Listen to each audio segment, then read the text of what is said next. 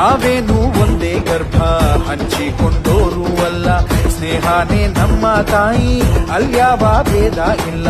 ನಿನಗೊಬ್ಬ ಬೈರಿ ಅಂದ್ರೆ ನನಗೂನು ಬೈರಿ ಅವನು, ಹೀಗನ್ನೋ ಸ್ನೇಹ ಒಂದೇ ಬಾಳಲ್ಲಿ ಮಂತ್ರ. ಇನ್ನು ಸಾವಿಗೂ ಅಂಜೋದಿಲ್ಲ,